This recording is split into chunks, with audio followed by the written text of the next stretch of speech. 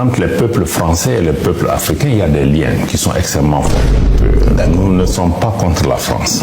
Nous ne rejetons pas la France. Nous avons des liens historiques entre la France et l'Afrique, entre la France et le Mali. Nous nous exprimons en français. Nous nous exprimons dans leur langue, même quand nous sommes fâchés contre eux, nous le disons en français.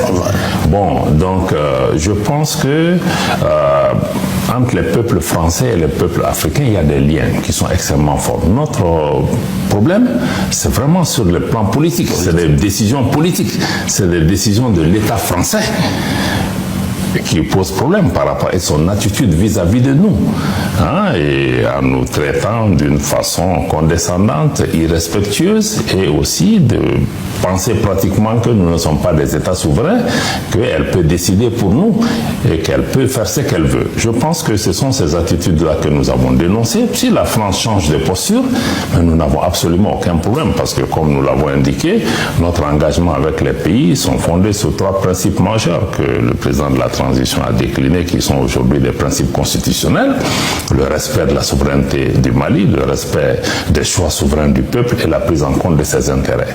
Tout pays, y compris la France, qui observe ces lignes, nous n'avons pas de problème de nous engager avec ces pays, mais ça doit se faire dans la sincérité.